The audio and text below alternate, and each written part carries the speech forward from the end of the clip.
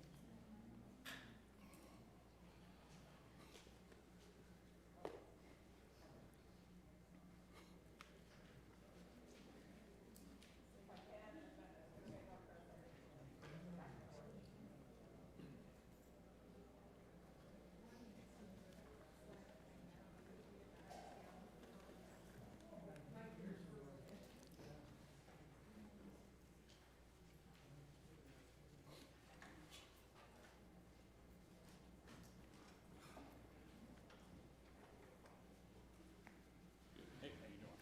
Good to see you. Good to see you. Nice to see you again.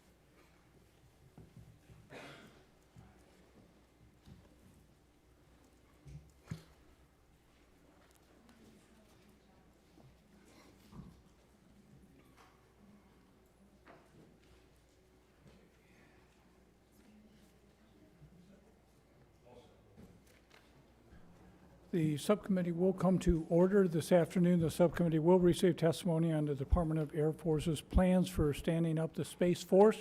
We welcome our witnesses today, General Thompson and General Crozer. Welcome to your first appearance before the committee. We do appreciate you being here to share your expertise. Recently, the Space Force was established as a new branch of the armed services. Such a significant reorganization cannot be approached lightly or haphazardly, as it is critical to the foundation crafted is well constructed and provides a path to success for the service and the department as a whole. It is essential that those forming the policies and procedures for the Space Force actively engage the Congress, particularly the Appropriations Committee, to build and sustain support for the force and its mission. This will require the department to provide timely and complete information and transparency to ensure that there is a common understanding and expectation of what this new service will do, how it will do it, and what resources are needed. For example, the Space Force budget projects over the next 5 years current missions and no new capabilities. So will the Space Force simply execute existing space missions, but under a new organization, or is the Space Force ultimately organizing to do new substantially missions?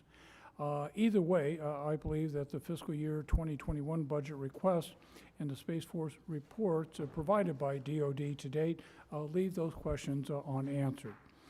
Finally, I understand that the Space Force aspires to minimize costs and bureaucracy and to implement a management approach that is lean and agile. The plan is to accomplish this by leveraging existing support and services from the Air Force. This is a common sense approach. However, some aspects of the proposal raises questions. Specifically, I am concerned that the Space Force will not have the adequate decision-making authority over its acquisition process, financial management, and recruiting. And if the Space Force is not properly represented in rooms where the Air Force is making resource decisions, then I fear the force's interest will be subordinated to those in a much larger sister service. I would appreciate our witnesses giving us an update on the status and the plans for the Space Force and help us understand those issues. Appreciate again you being here. We will have your testimony in a moment, but first would recognize my ranking member, Mr. Calver, for any remarks he has. Thank you, Chairman. Welcome Lieutenant General Johnson, Major General Krausier to the subcommittee as we consider the current threat environment and how we train and equip our forces to respond. Space must be a fundamental part of our planning efforts. China, Russia, non-state actors, and others are working to challenge our unfettered access to space. That's why we must smartly build a Space Force that can provide us with the freedom of operations and security. Last year, we discussed how the Space Force will coordinate with existing commands, identify service members to join the force, and how it can meet the space mission. And I share this concern with the Chairman, growing into an ineffective bureaucracy. I look forward to receiving an update on all these issues. I also look forward to hearing about the Space Force plans on leveraging private industry and guardsmen, all of whom are looking to contribute to the mission of the Space Force. I want to conclude my brief statement by thanking you once again for your service, and I look forward to your testimony. And with that, Mr. Chairman, I yield back. Thank you very much. I appreciate the special effort that our ranking member for the full committee, Ms. Granger, made to be with us this afternoon. She does have a statement as well. Okay. Thank you. I thank Chairman Viscoski and Ranking Member Cowart for holding this hearing today. I'd also like to welcome our first witness ever from the U.S. Space Force, Generals Thompson and Crozier. You have a big but necessary job in front of you. This hearing is an important step for our nation as we consider the Space Force's very first budget request. More now than ever, our nation faces competition and aggression on every front, and space is no different. Our adversaries, especially China, are developing advanced space technologies that actively threaten our nation's dominance and the American way of life. Our nation's security and prosperity relies on our unchallenged access to space. For this very reason, I was proud to support the Trump administration's vision for this new branch of our armed services, and I look forward to supporting its development this fiscal year. I'm pleased to see the budget request reflects our needs in space, strong investments, in research and development while minimizing bureaucratic delays will grow the Space Force in the most efficient and effective way. Your comprehensive plan on the organizational structure of the U.S. Space Force provides us with your vision for the force's future. However, many of us still have questions relating to acquisition, organizational requirements, and how the Space Force will support our combatant commanders.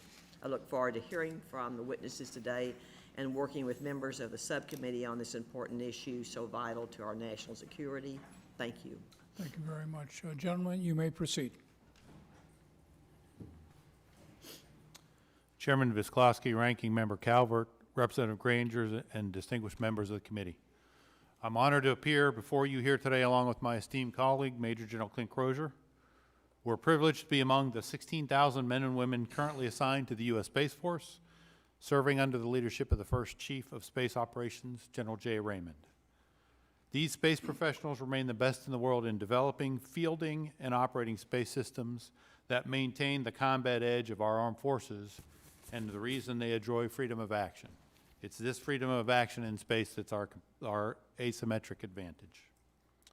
U.S. interests in space are increasingly threatened as Russia and China develop and field weapons to hold U.S. and allied space systems at risk. For example, late last year, the Russian government launched a satellite that is actively maneuvering near a U.S. national security satellite today.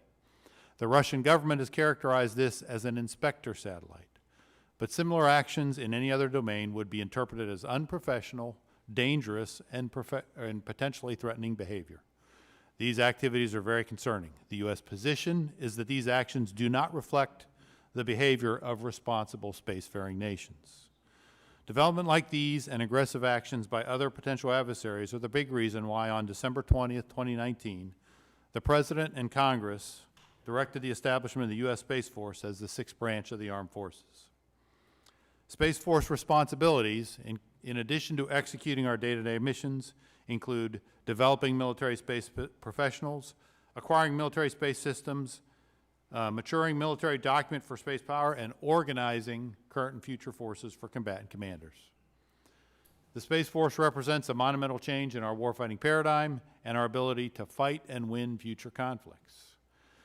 By the design, the Space Force will be an independent, 21st century military service, agile, lean, and mission-focused, while leveraging Air Force support for so many services that will minimize bureaucracy. The fiscal year 2021 space budget requests support and provides irreversible momentum towards implementation of the National Defense Strategy that remains our guiding star and drives our decision-making. Current resources will transfer into the Space Force from the Air Force in an expedition, conditional phases to best take care of our service members and to avoid risk to mission. This budget submission includes increased investment in 4 elements of our strategy to address the threats in space. First, to protect and defend highly capable satellite systems we depend on today. Second, to field robust and resilient space architectures that survive under attack and deliver space capabilities in all phases of conflict. Third, to develop true space warfighters who are essential to winning in the domain. And finally, to develop a broad range of options to respond if our national security is threatened, and in particular, if those in space are threatened. Progress along these lines of effort improves our ability to address near-peer threats in space and is sustained by your support and funding, you, our partners in Congress. Let me close again by stating that we do not seek conflict in space. However, we must maintain a position of strength and develop credible warfighting capability in order first to deter conflict and to maintain a full range of options to ensure our national security. The Space Force is taking the lead to preserve U.S. and allied space superiority across the continuum of conflict and to defend U.S. interests and those of our partners and our allies. Thank you again for the opportunity to testify, and we look forward to your questions. Mr. Calvert. Thank you, Mr. Chairman. In the initial organizational chart that you released, the Space Force has outlined the goal to bring the Space and Missile Systems Center, Space Development Agency, Space Rapid Capabilities Office, and space elements of the Air Force Rapid Capabilities Office under a single authority.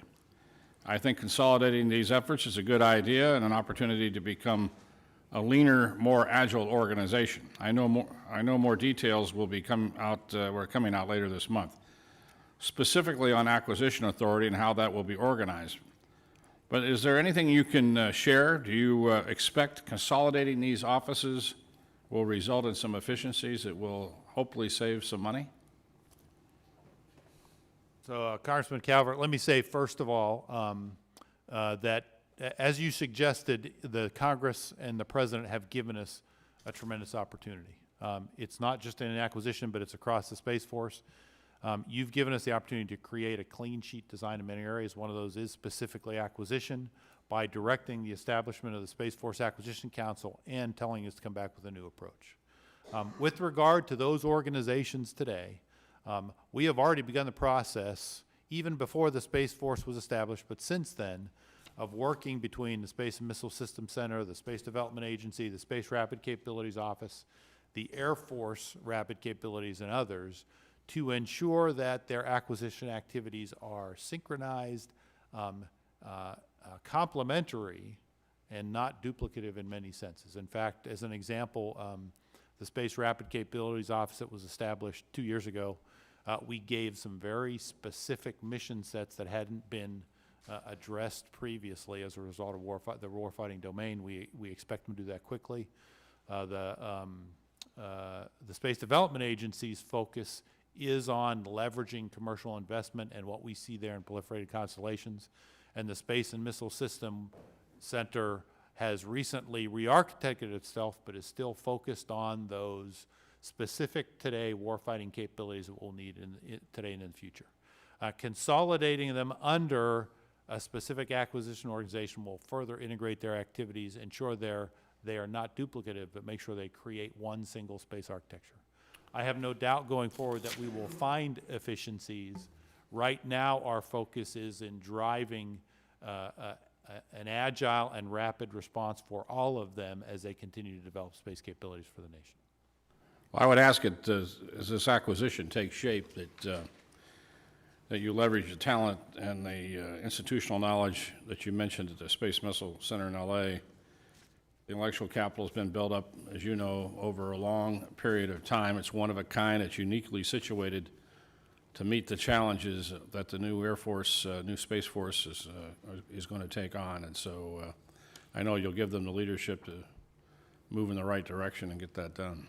Yes, sir. They are a national treasure. They have provided capabilities that no one else could for more than 6 decades.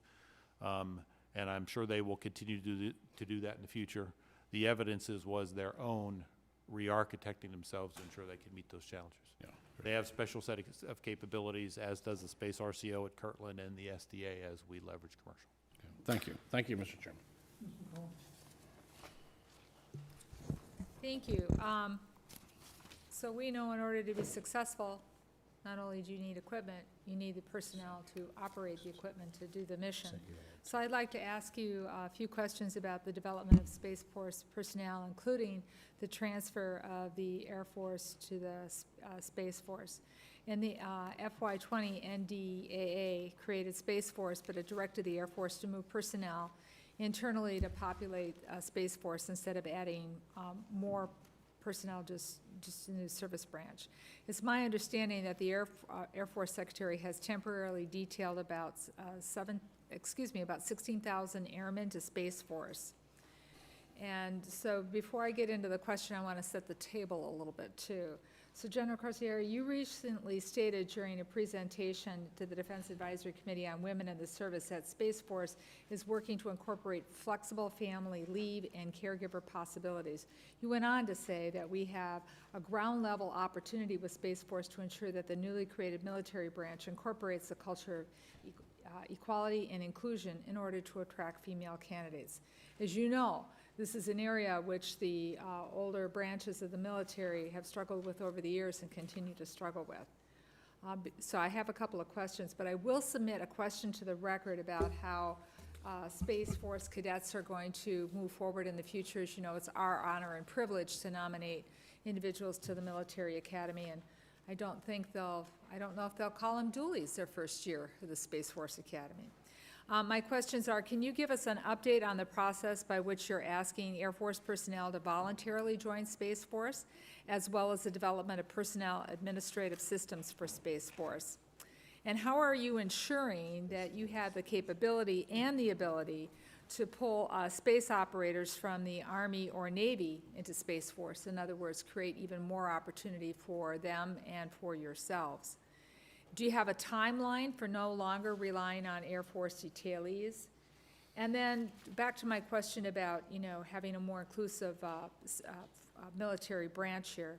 What are some of the specific policies and regulations that Space Force might be planning on implementing to encourage women to join and to ensure women will be retained? Congresswoman, thank you very much for the question. I appreciate that. There are a number of things there that you talked about, so let me just try to address a few of them at a time. So on the day that the President signed the NDA, on 20 December 2019, we assigned 16,000 men and women from the former Air Force Space Command into the U.S. Space Force.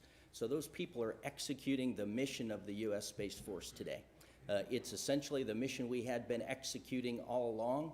But with the stand-up of the Space Force, now we have men and women, as you said, assigned sort of in a, I wouldn't say temporary detailee, but they're temporarily assigned in the same way that an officer or enlisted member can be assigned to a combatant command or the Joint Service or something like that. Of those 16,000 people, a portion of those, probably about 6,000 people, will be offered the opportunity to formally transfer into the U.S. Space Force. And by that we mean the technicality of actually resigning your commission in the Air Force, Army, or Navy, or Marine Corps, and then recommissioning in the Air Force, or terminating your enlistment in those services and re-enlisting in the Space Force. It's a very technical process that has to take place, and it's part of congressional scrolling in law. In terms of the readiness to do that, we think it'll take a few months to be ready to do that. All of the databases that we need to process pay and retirement and health care and those sorts of things, it'll take us some time to do. Currently, we're looking about the 1 September timeframe to be able to transfer Air Force space operators into the Space Force, and then we will follow on with those volunteers from space intelligence, space acquisition, space communication, probably a few months later. Our plan for the Army, Navy, and Marine Corps transfers has always been in the FY22 timeframe, simply because we believe it will take some time and we want to get the transition right with those Air Force members that are transitioning. And we're more similar between the Air Force and Space Force for obvious reasons. But then we want to take the appropriate amount of time to make sure when we transfer those soldiers, sailors, and Marines that we've got all the right pieces of infrastructure in place to be able to do that.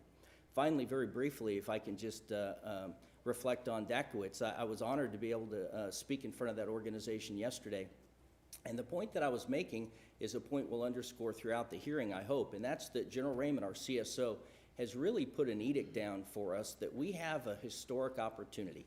This is the first new service that's been established in 72 years. And so we've been told by Congress, by the administration, that we have a clean sheet to look at how would a 21st century service operate. And as you look at human capital management in the 21st century, the world has changed over the last number of decades with technology and personnel needs and that sort of thing. So we think there are opportunities to look at more flexible recruitment and retention policies, some of which you mentioned, that will make the Space Force attractive to all the men and women who might be interested in joining. Thank you. And then you'll get back to us on the record on how you're going to handle academy appointments with the Air Yes, ma'am. Force. Happy to do that. Thank you, Mr. Chair. Thank you very much. Ms. Green. Thank you. After receiving several classified briefings, I'm very concerned about the threats that China poses in space. Can you briefly update us on how the Space Force is dealing with these threats? Yes, Congresswoman. Let me say, first of all, I noted not only that, but the opening statement by the chairman, the need to understand that more fully. And what I would ask is to give us an opportunity to come back in a classified setting, because we can give you full details in that regard. I will tell you that this fiscal year 21 budget is the fourth in a series of budget that you all have given us that have really allowed us to turn and focus on the threat. When we started this process back in with the fiscal year 18 budget, we started working on some of the foundational principles we needed to understand the domain deeply: space domain awareness, sensors, and fusion engines, and tools associated with understanding all of what's in the domain, what its capabilities are, who owns it, and how it might pose a threat and provide indications and warning. In subsequent years, we built on that. We've built command and control tools now as well, and we continue funding a command and control program to be able to fuse that data, to develop courses of action, to present them to commanders so they can make timely decisions and disseminate it out to the force. That's been part of our investment since about fiscal year 19. And we began prototyping and demonstrating and preparing for what I'll call abilities to protect and defend our assets. And we did that extensively in the budget in 20. In 21, we are now taking steps to extend that across the fleet, as well as look at other capabilities to be able to continue to defend those assets that we have and deny adversary use of space in conflict. We've done that over the course of 4 years. There's a tremendous amount of detail that we could provide in a classified setting, but I would tell you where 4 years ago we did not have significant sensing, command and control, defend and protect, and other capabilities in this domain, we now have established a course, and with your support and continued investment, are certainly on a course to be able to defend and protect our assets in the domain going forward. Thank you. I know we'd all look forward to those classified briefings. Thank you very much. Thank you. Yeah, first thing, I think you talked about historical opportunity, and this is very rare that you get an opportunity to start from scratch. And, you know, when you're involved in management, whether it's a corporation, government, bureaucracy, a lot of times it gets in the way.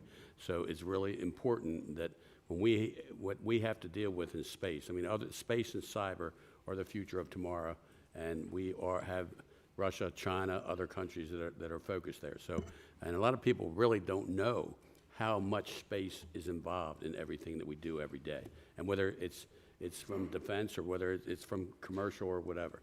I know Mr. Calvert talked about acquisition. I want to get into that a little bit. And one other thing I want to say too, since I've been here, there have been 2 startups, Homeland Security and then the Director of National Intelligence. I think Homeland Security went too quick, too fast.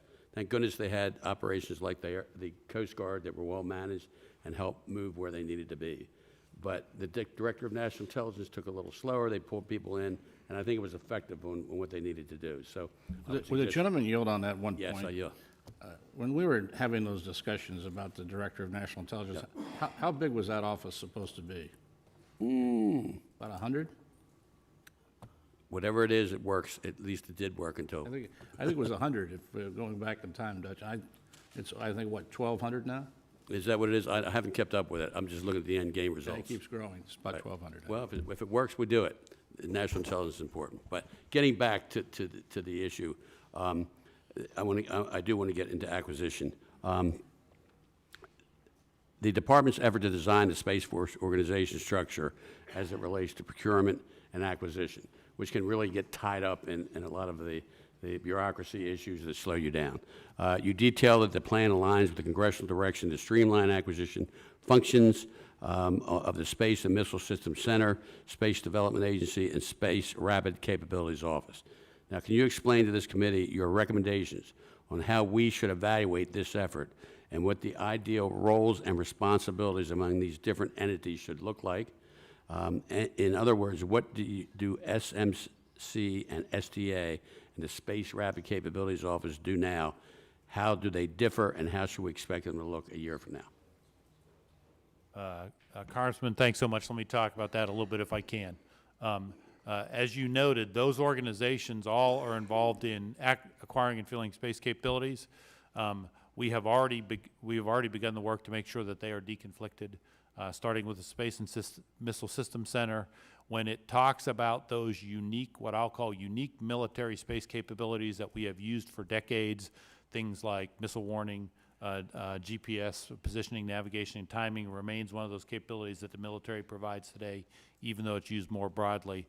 Protected communications that includes the ability to do command control of nuclear forces in the event of nuclear war, as well as the ability to surveil the domain, understand, keep track of all the objects in the domain. Those are some unique military space capabilities that we have done for decades. Those are the things that Space and Missile Systems Center does today, does well, and is going to continue to do into the future, even as it evolves what it is and how it does those things. Now, yeah, finished? So our SDA, the Space Development Agency, is focused on looking at commercial architecture, how we can leverage it for new and evolving missions, and merge those with Space Missile Systems Center. And then Space RCO is focused on rapidly fielding for prototyping and fielding for us new capabilities to help defend and protect another. And the commercial is so important. That which makes us strong as a country. One other thing, and I'm finished. You mentioned the consolidation of acquisition oversight will significantly improve the Space Force's ability to integrate future space programs and architectures. Can you speak to why you're so convinced of this and how the U.S. Space Force plans to measure success in procurement? Yes, sir. There are two things I would point to. The first is the direction of Congress to provide a report back on a clean sheet designed to do that. First of all, we recognize the need for transparency and the oversight of Congress. We're going to ensure that's the case.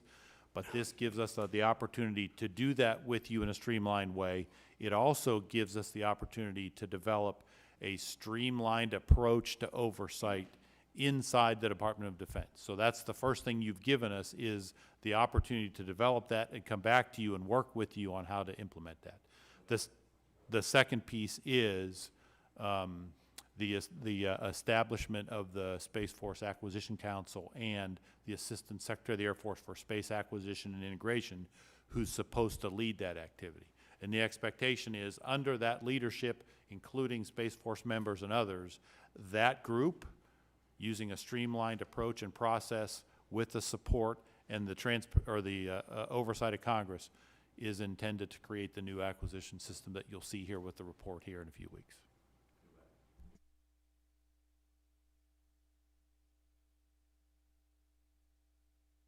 Thank you, Mr. Chairman. Welcome. This is an exciting thing to talk about.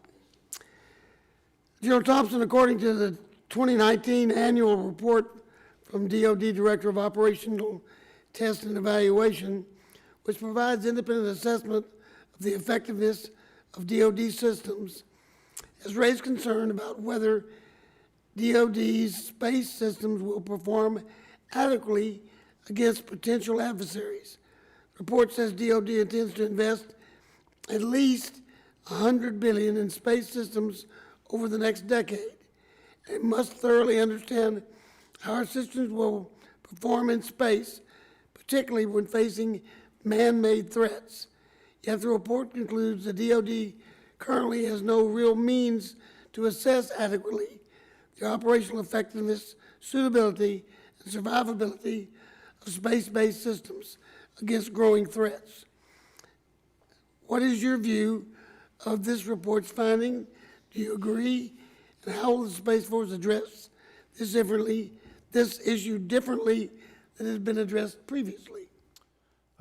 Congressman Carter, that report was absolutely correct. For many years, because space was not a warfighting domain, we focused on engineering excellence, we focused on mission performance. We did not have to think about or develop systems that could survive in the face of man-made threats. That is absolutely correct.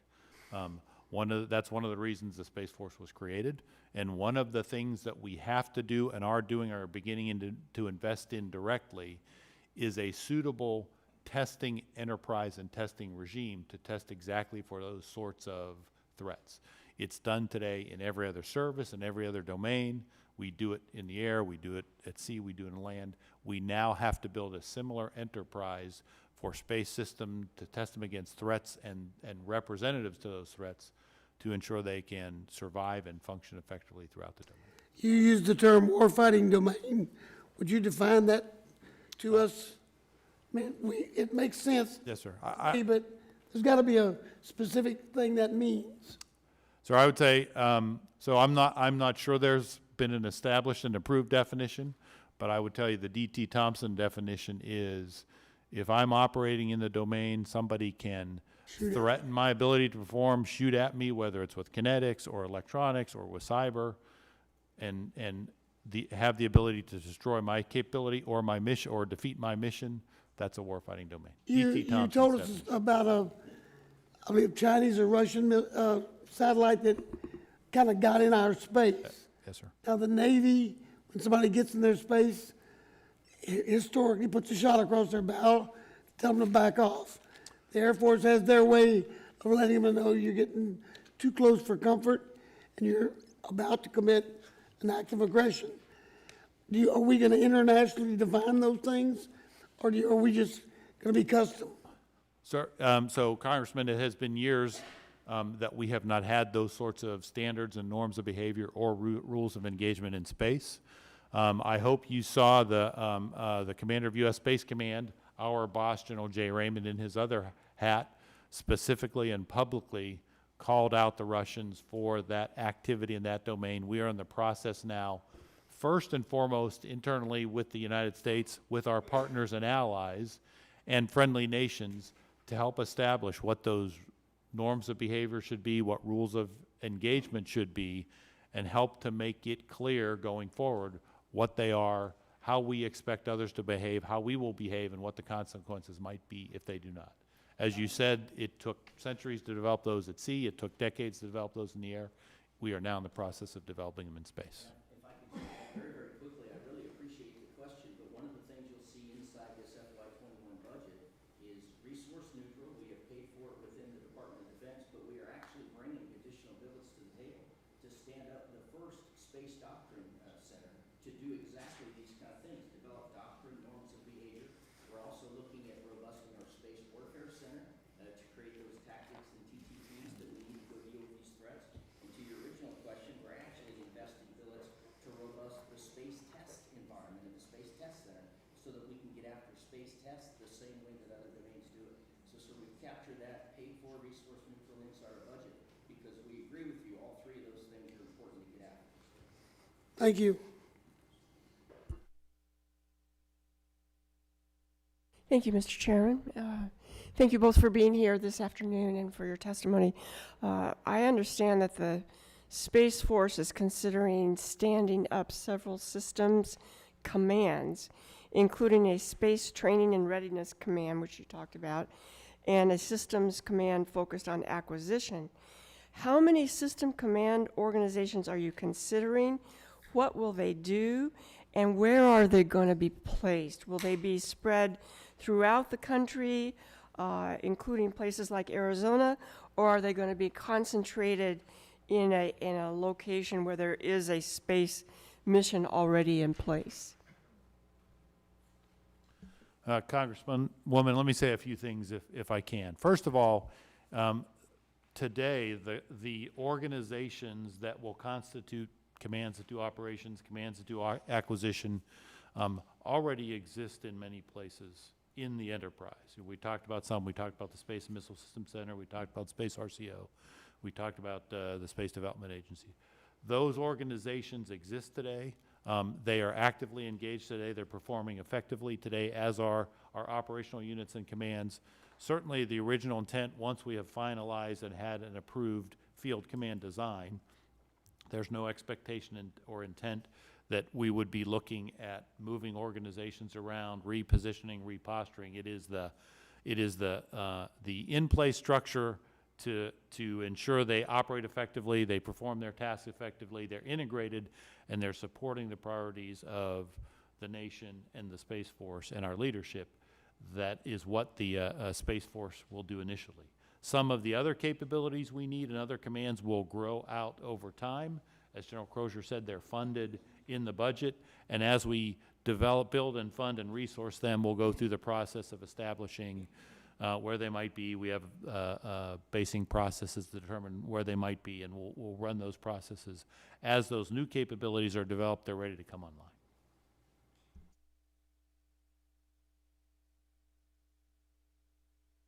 Thank you, Mr. Chairman. Thank you, gentlemen. I have to tell you right up front, I struggle with this just intellectually, not from any hostility. I think this is great, just trying to envision exactly what we're doing and where we're going. So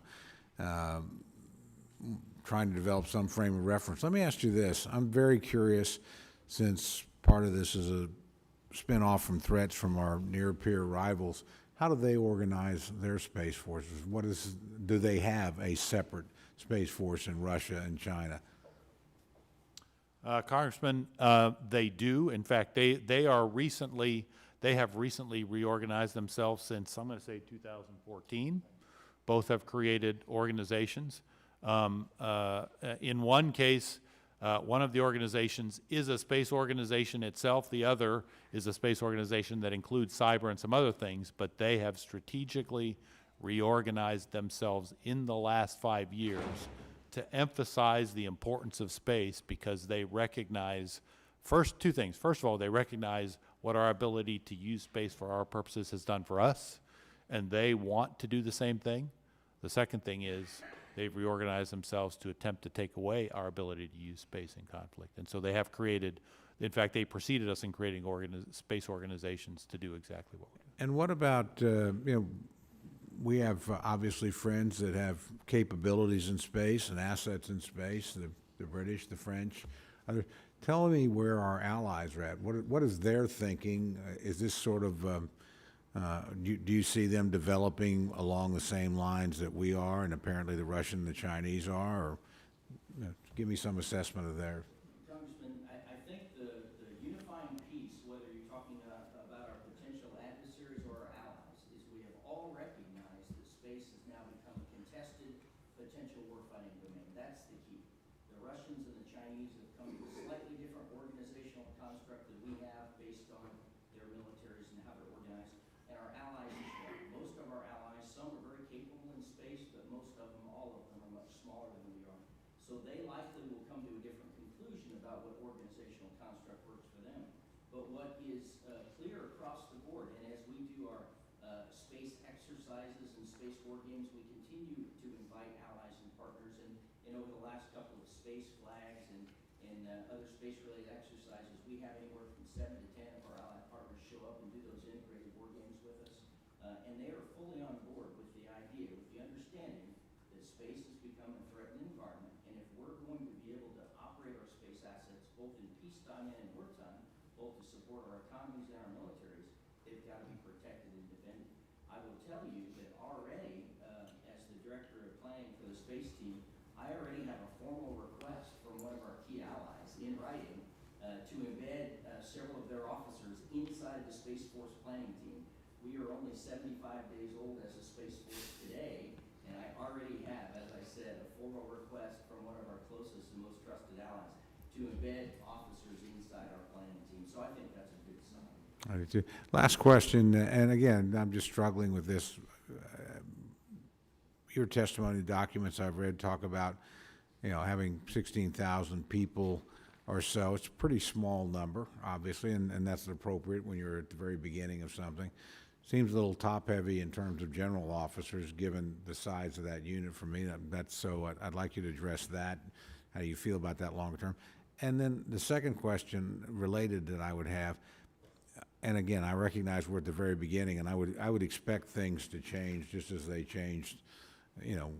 There were decades before we had a separate United States Air Force. We certainly, whereas other countries did it differently. I mean, there was a Royal Air Force almost from the beginning of air power there. They didn't follow the same model we did for several decades. So again, these things are going to change, be different between countries.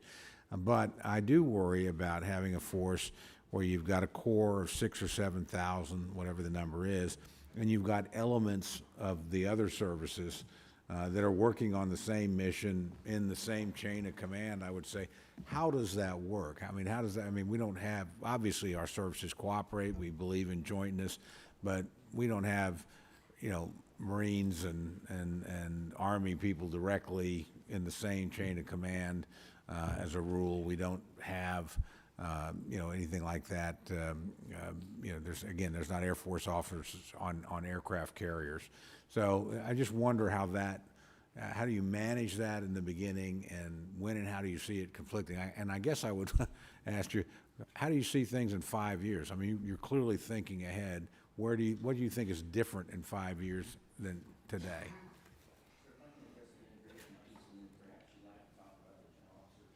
So what I can tell you, Congressman, is a year ago, when we brought our legislative proposal to Capitol Hill, we have been consistent ever since in saying that the department's intent was to consolidate space capabilities from across the Army, the Navy, the Air Force into the Space Force. The Department of Defense has said clearly that we can't establish an Air Force Space Force for the reasons you described. We have other services that do things in space. But if we're really going to take advantage of this historic, once-in-a-lifetime, 72 years since we've done an opportunity, then we have to look across the board. And so the Secretary of Defense, on the 20th of December 2019, the day that the NDA was signed, Secretary Esper signed out an implementation memo saying it continues to be the intent of the Department of Defense to consolidate space capabilities from across the services of the Department of Defense. So we are going through a process right now. In fact, I spent a couple hours this morning. We spent the better part of the last 6 months identifying what Air Force units, missions, and people will transition from the Air Force into the Space Force, and that's been very successful.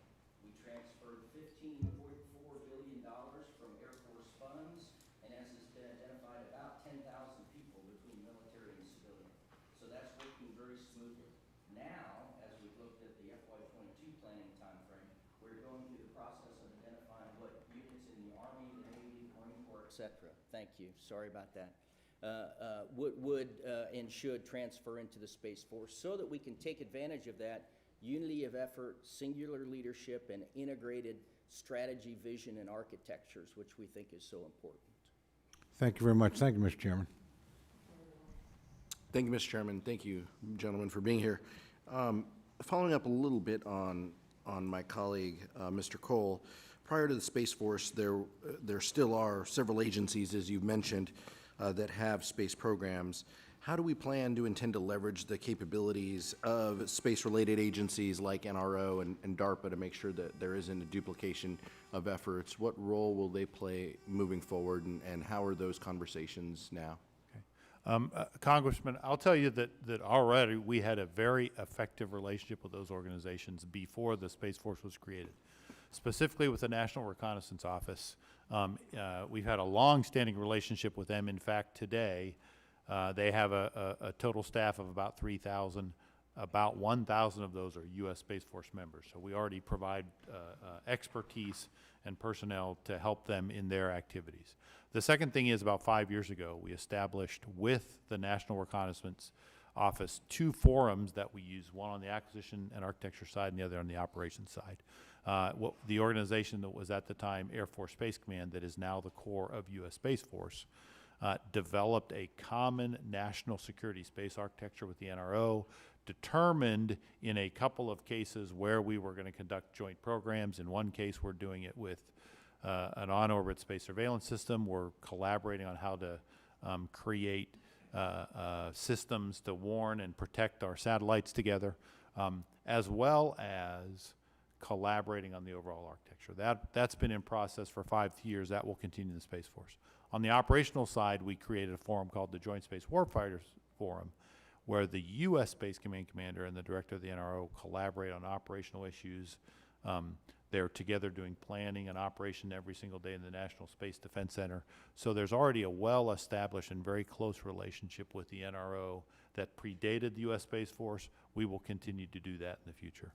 With DARPA and NASA and other organizations, we have routine engagements to establish priorities, areas of collaboration, whether it's in technology, whether it's in research and development, whether it's in operational concepts. All of those forums worked relatively well in the past. Now that you have a U.S. Space Force and a service chief who can speak with authority, who can establish authorities across a broad range of activities, I can only see those relationships growing and being more effective in the future.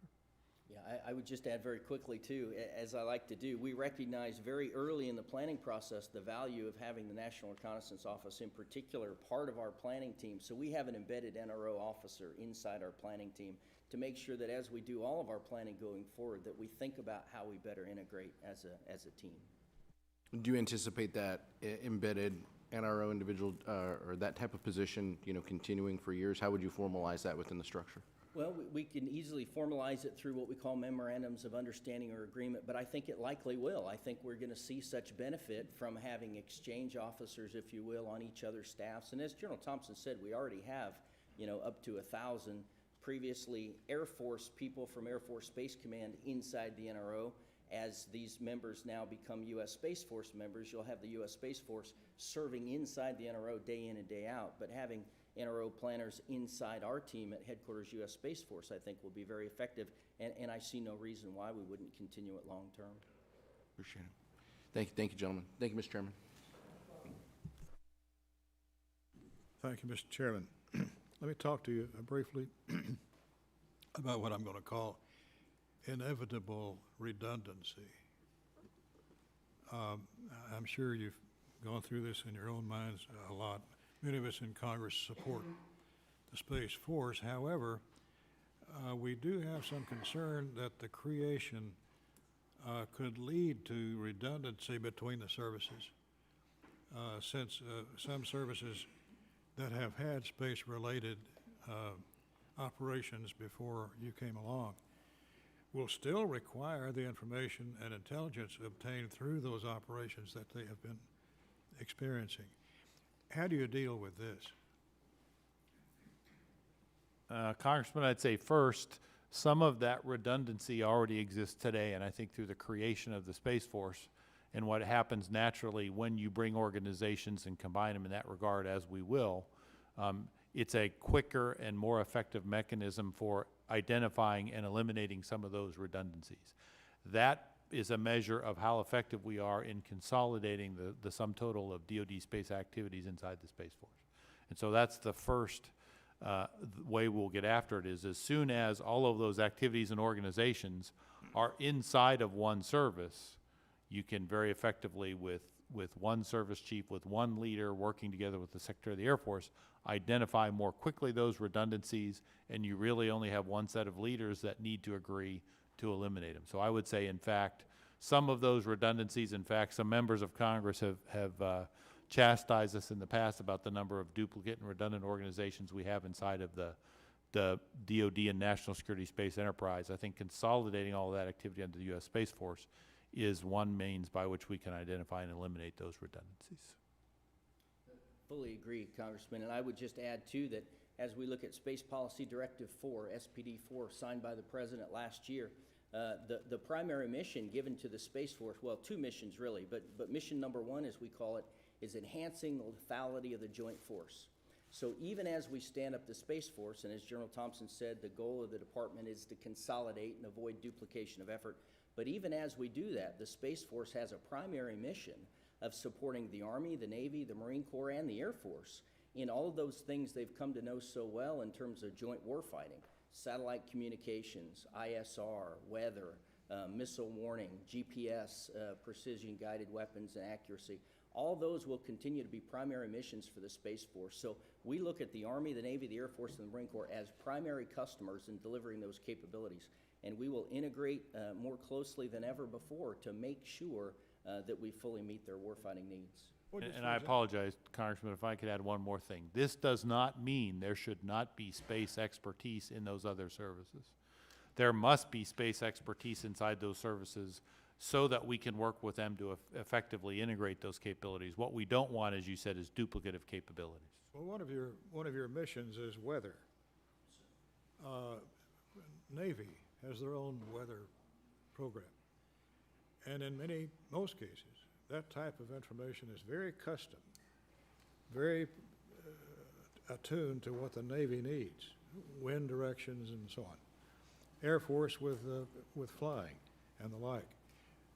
Will they now just disband their space-related agencies like that when you come into being?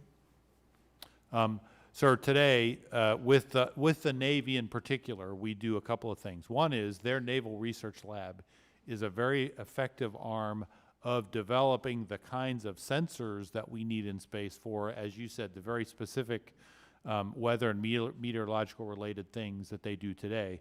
But we work with them effectively. They oftentimes will do experimentation, and then that technology and those instruments are then translated over to what are now U.S. Space Force organizations to build into those weather systems. So in our relationship with the Navy today, we don't duplicate, we divide and conquer in terms of technology development and then ultimate fielding. We anticipate that work will continue in one of two ways, or probably both ways. In cases where it makes sense, those capabilities that exist today inside the Navy will move into the Space Force, but where it makes sense for them to remain, we will continue to interface and integrate with them to make sure that they're complementary and not duplicative in how we work. We do that today in the specific example you provided, which was meteorological sensors and satellites for weather forecasting. Well, you've got a lot of work to do. This is going to be a little bit complicated as we go along. What, have you studied the creation of the U.S. Air Force out of the old Army Air Corps. Was that a good model to follow? Yes, sir, we did study it. In fact, some of the language that we submitted in our legislative proposal last year, and of course, Congress had adopted their own version of the Space Force, which we're happy with and comfortable with. We like what we got out of legislation. But some of what we provided in our legislative proposal was actually translated from the initial legislative proposal from the creation of the Air Force in 1947. We had access to those documents, and things like technical and conforming amendments about how you make sure that you can pay people as they move to services. We used a lot of that, so we did. What we've also done, though, is we've really looked at our partners in the Navy and the Marine Corps, because the model that we have adopted, that Congress adopted, that, again, we're very comfortable with, is 2 separate and equal services inside a single department. And that's the same model with the Department of the Navy, who has 2 separate and equal services in the U.S. Navy and the U.S. Marine Corps. The same is true. 1 Department of the Air Force, 2 separate and equal services, the U.S. Air Force and the U.S. Space Force. But we've taken a lot of lessons from the Navy and Marine Corps about how do you apportion the budget? How do you do requirements together? How do you share a common secretariat or secretary infrastructure? And we have learned a lot and adopted a lot from that. Good luck. Yield back.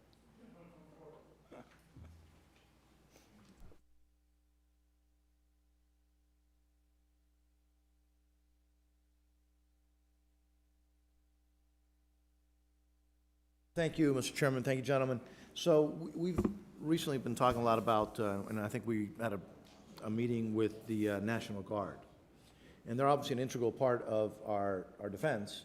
And so what do you, and they also have this unique ability of, they have folks in the private sector that have, you know, special expertise. So how do you see them being incorporated without, to go to one of the previous questions, without redundancy? What's the role of the National Guard? How do you see it happening? How do you see that being put together? Congressman, let me say first, both the Guard and the Reserve are vital to mission execution today inside the U.S. Space Force. We simply could not execute all of our missions without the support and the capability that both of them provide today. So I would tell you that already, both inside of the Guard and Reserve, both in the Guard Bureau and the Air Force Reserve, have already aligned themselves and their units that provide space capabilities to provide effective support to the U.S. Space Force. So we know that they already support us today. They've already made some organizational adjustments to continue to ensure that that support is effective. One of the things that we are doing as a result of this opportunity to look at a 21st century service is to look at the active duty, reserve, and Guard construct through a 21st century lens. And so we've put a focus team together. That team includes members of the Guard, members of the Reserve, active duty, and our civilian experts to look at whether or not we think there are some changes to that approach that might be merited. We haven't presupposed or precluded any outcome, but while we are effectively aligned today with the Guard and Reserve, they continue to support the Space Force.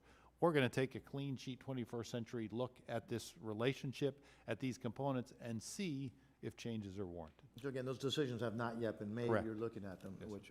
which makes sense. So one of the things that, you know, when you think of the Space Force, you know, you think of protecting our military assets, but do I understand that you know, I think it was Judge Carter, you talked about those rules of engagement, right? One of the things obviously our Navy does is protect sea lanes, open sea lanes. So do you also see the role to protect civilian U.S. assets and that kind of thing?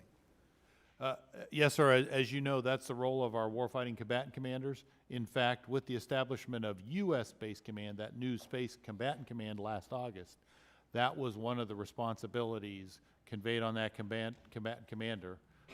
The commander of the U.S. Space Command is, when directed, provide protection to civil, commercial, and other interests of the United States and our allies. So we could certainly see that today and in the future. Great. Thank you. Thank you, Mr. Chairman.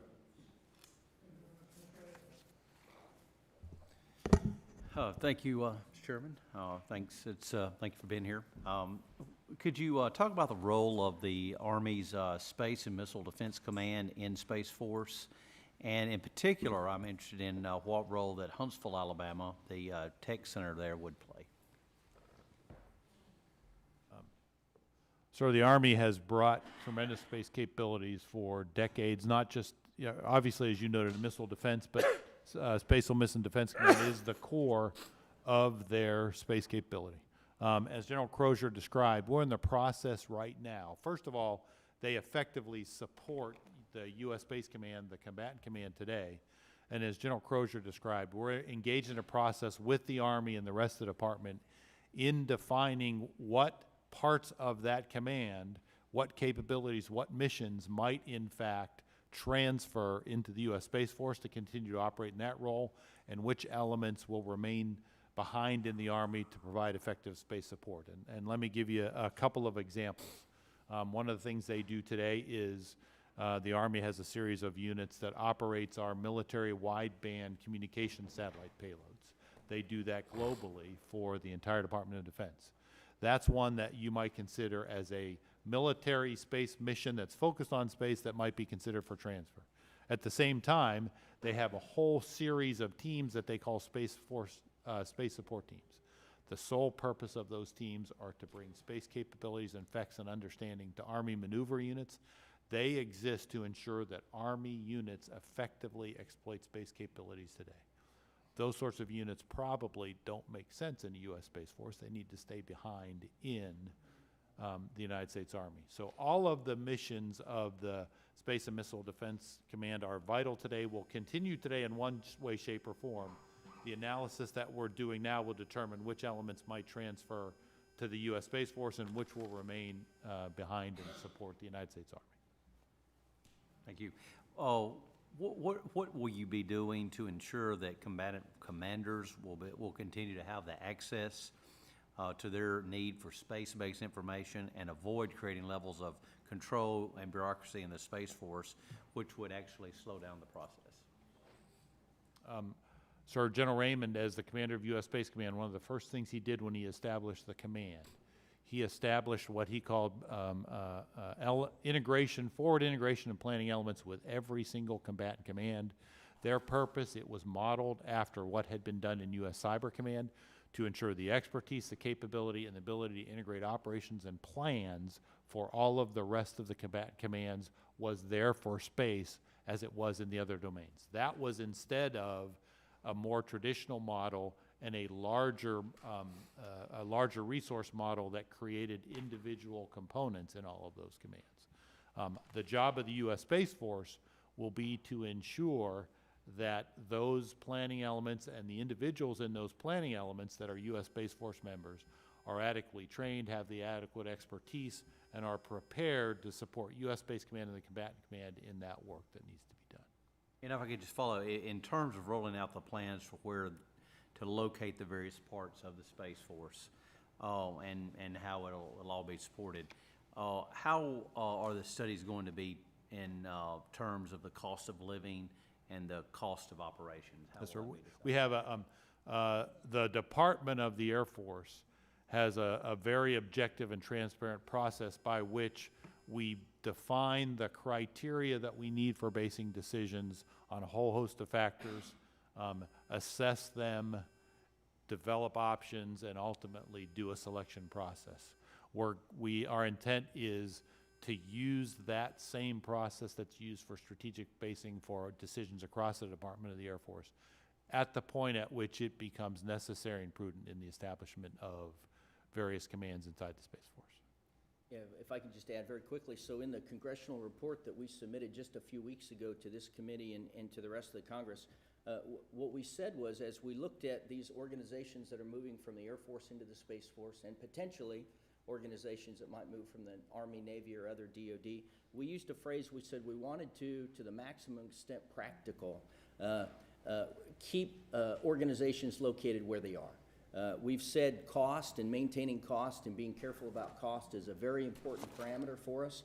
And frankly, unless there was an overwhelming need to relocate something, and in most cases we don't really see that, then it's far more effective and less expensive to continue to maintain capability where it is. So again, we will look on a case-by-case basis, but we've been very clear, unless there's an overwhelming operational need, that we would much prefer leaving things where they are, at least for the near term to midterm, until the Space Force grows into its final operating capability. Thank you.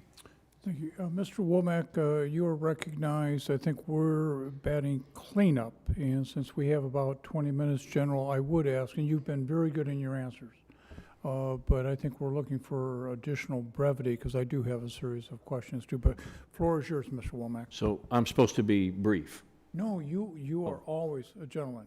I'm not worried about you. Well, I'll be brief. Okay. Well, not completely satisfied with the answer on the guard, so I'm going to push back a little bit and press a little bit. We have in my state, I'm Arkansas, we have space-focused missions already. And frankly, I don't understand why, because of the reporting requirements as you stand this organization up, I don't understand why we are going to not incorporate Space Guard,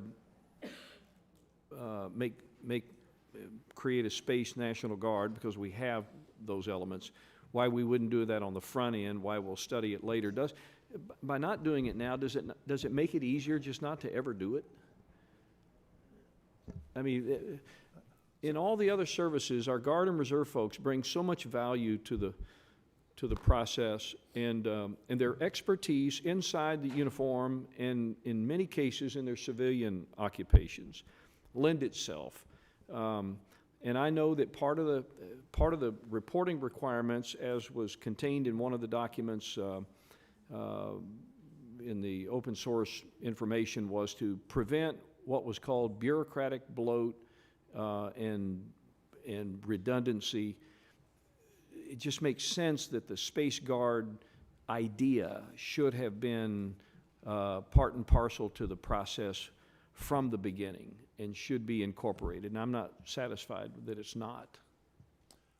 And Congressman, I'll tell you that in many of the areas that we're looking at, in acquisition and personnel management, in a whole host of areas, there are many people who simply believe the way we do things today are effective and we should continue to do that. And in many ways, we ultimately may do that and probably will do that. What I would suggest is it's probably harder to create a guard and then try to uncreate a guard rather than it is to do a study and then later say the proper answer is a guard or not a guard. And so what we don't want to do is put blinders on or presuppose an answer at the same time not precluding it. Just make sure we've allowed ourselves full flexibility to understand the problem, understand the solutions, understand the advantages, the pros and cons, and make the decision going forward. So what is your answer to the space-focused guardsmen out there who have been, I don't want to say overlooked, but maybe they just feel bastardized some way? It may not be the right way to say it, but what is your answer to that? What I would say is, like, where do we fit in this process? So all of those units that were previously aligned to Air Force Space Command are now realigned to U.S. Space Force units. They continue to execute the mission. They continue to be as vital today as they were before that, and they will be as long as this construct is in place and until we decide what the future looks like and we implement it. So they're just as valuable and important to us today as they have been in the past. So from an upward mobility standpoint, how will these airmen in space-focused missions advance without a space guard? I'm not real sure how. Well, so they advance inside the guard structure today. That guard structure remains in the Air Force and in the Army. I would say, I would hope and I would expect, and I know General Lingell is a strong supporter, they would have the same advancement opportunities inside the Guard today that they've had in the past. Call me skeptical, sir, with the process. We'll keep an eye on it. Yes, sir. And I thank you. Thank you. I would start by associating myself with the questions raised by Mr. Diaz-Balart as well as Mr. Womack. I did not hear the complete interchange, but would be concerned about some of the personnel suffering because they've lacked the schooling or career advancement opportunities. So again, appreciate that being raised and apologize. It's been a while since we've been interrupted by a vote. We have prime real estate here, so we're not looking to prolong anything, but we can continue for a moment. Space programs and other programs in federal government from time to time run over budget and behind schedule. My concern is because the Air Force will not relinquish authority over the acquisition decisions for several years. The Space Force is developing a proposed plan for an alternative acquisition system to streamline it. The plan set to be before the United States Congress at the end of this month, but as you know, beginning in April, we're writing our bill. The question is, the commitment will be met as far as the end of March, and as you sit here, or between now and the end of March, if there's an anticipation of a substantive budget issue for 21, I assume we have your assurances we would hear back from you on that. Yes, sir. Yes, okay. The Space Development Agency is slated to move to the Space Force in October of 22, more than 2 years from now. If everybody is agreed it should move, why the wait, if I could ask? Sir, the thought inside the department right now is both the Space Development Agency and the U.S. Space Force are two young and immature organizations that have been given an aggressive charter, an aggressive purpose, and an aggressive mission. And the thought was each one of them, understanding the ultimate end state, each one of them needs the opportunity to develop and grow and reach a level of maturity before we bring them together. I will tell you that we have already been, since the establishment of the Space Development Agency, we've been working very closely with them on ensuring that the activities of the Space Force and the SDR are complementary. We're sharing architectural ideas, requirements, and things like that. So we are working together, but the thought was let both organizations mature a little bit and then bring them together. On launch cost for fiscal year 20, Congress appropriated $1.2 billion for 4 launches, rough approximation, $310 million per launch. For 21, we're looking for 3 launches for $1 billion, comes out to about $350 million per launch. Realize part of that cost is government oversight. Any reason for the continued increase in launch costs, and also recognize we've got a competition going on here? The theory is all of this is supposed to be reducing that average launch cost. Yes, sir. So what I'd propose, I'll give you the answer and then propose we come back to you and your staff with more detail. It's also a matter of the type of mission, the size of mission, the uniqueness of the mission, the complexity of the mission, and the missions in 21 in that sense are a little more complex. They're going to unique orbits. They have some specific requirements that aren't what I would call part of a typical launch. So what I would suggest to you is we get together with you and your staff, we go through the elements of the mission and the elements of the cost in particular, and I think what you'll see is those cost differentials are based on the uniqueness of the mission. You're absolutely correct. We're in the middle of a competition. We expect to award this summer, and we fully anticipate cost savings out of that program. My understanding is you will not have your own comptroller. Are you worried about your independence? Is there a plan at some point to house a comptroller in your organization? Congressman, already, as you know, we have submitted a separate Air Force budget from a separate Space Force budget in this budget build FY21. In FY22, we already have, the budget that we submitted was largely built by the Air Force with some Space Force involvement and participation as the Space Force stood up only in December, as you know. Excuse me. But the FY22 budget, we are taking responsibility to build as the Space Force. So General Raymond, as the CSO, has a pot of money that has been allocated to us to recommend to the Congress for appropriation. And he has control and authority over how we will recommend that money to be used. So I think he has complete autonomy within that cap, within that dollar value that we've been given, within the budget bogey, if you will. and I think he has complete authority to oversee that. What we have done is, because the comptroller proper is in the secretariat, and we're 2 services and 1 secretary, we will share the FM, the comptroller function, in current year of execution. But what we did to make sure that we had not just appropriate representation, but to ensure that they had enough manpower to manage 2 separate budgets now, is we've invested a number of billets from the U.S. Space Force into our FM function, so that we have dedicated full-time people doing the Space Force budgeting mission in direct support of the Space Force. The Air Force will be executing activities on your behalf. Will they be charging you a tax for those in the coming fiscal year? Congressman, I'm not aware of any taxes.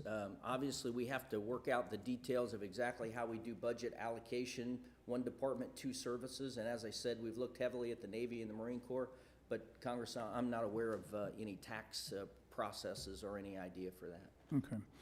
No organization, life isn't static. I noticed that the budget grows somewhat over the next 5 years, but not appreciably.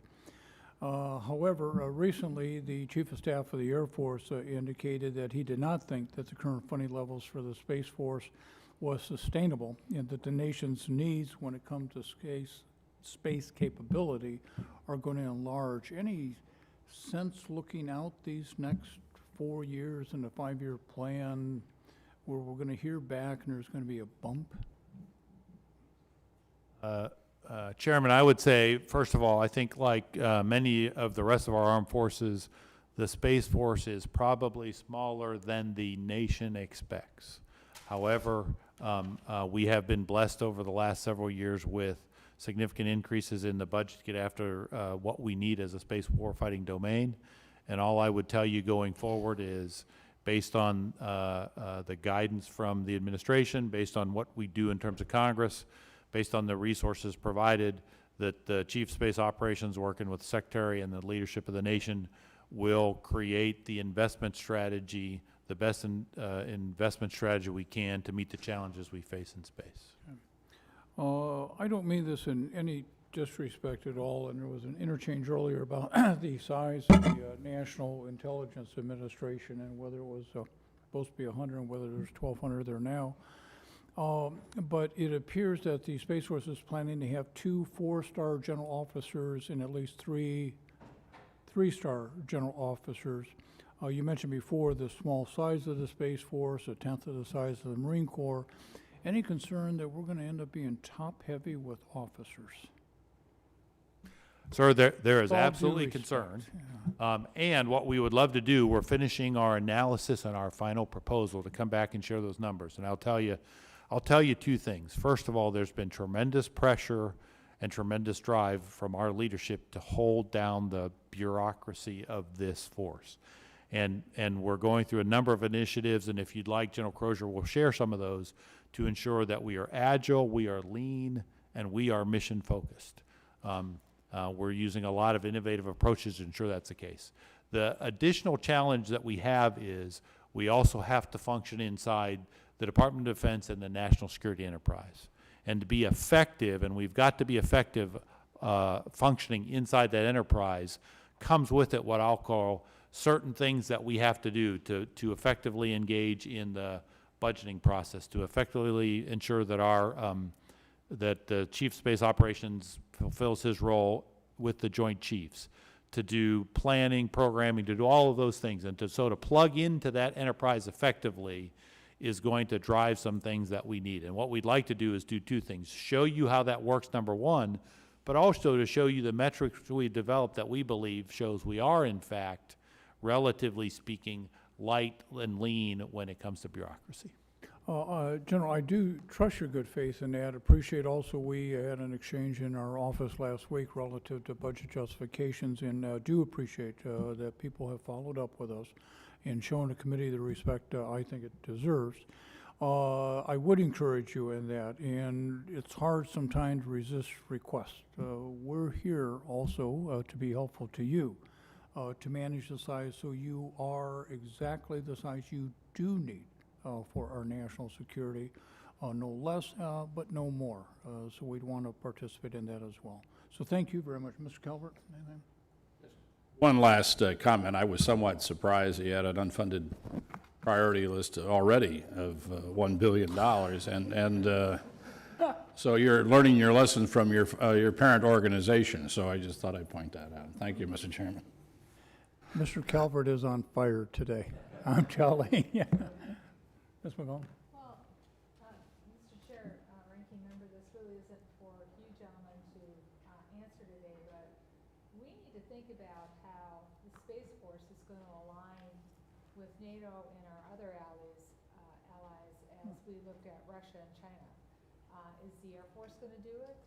Because it took a while after World War II to develop NATO, and different NATO allies are aligned different ways. They've all been working on space. They have things done differently. And so this is going to have to be a decision and discussion that's going to have to take place. And I think it needs to take place sooner rather than later if it is happening.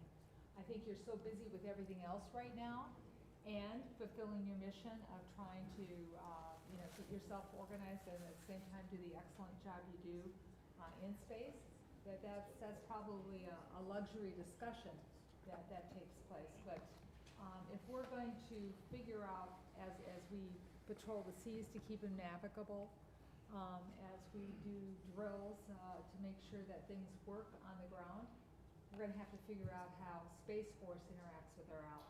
Yeah, Congresswoman, if I could just add very quickly, you're right, we do have a lot on our plate and we're very busy, but the Air Force, the space elements within the Air Force had a pretty robust engagement with allies and partners before the Space Force was stood up, and that mission has translated, and we are paying particular attention to that. In fact, just a few weeks from now, we have the annual Space Symposium out in Colorado Springs the end of March, the first week of April, and General Raymond, our CSO, is hosting his first ever Space Chiefs Conference, International Space Chiefs Conference at the Space Symposium. So he's going to have, I'm not sure, 10, 12, 15 foreign space chiefs, allied space chiefs that are there at the symposium with him and already starting to do the engagements to figure out how we're going to work together. So we're on a positive trend, I think. We have a lot of work to do, but I think we've got a lot of those engagements already established. Well, as it's been said before, good luck, and I say that as a daughter of an Army Air Corps person. Good luck. Well, gentlemen, thank you very much. You have a fascinating but very difficult challenge ahead of you. You do have our best wishes, and because it is new, it's uncharted, good things happen, problems occur. Please stay in touch and let us know. We want you to be successful here. So we are adjourned. Thank you very much.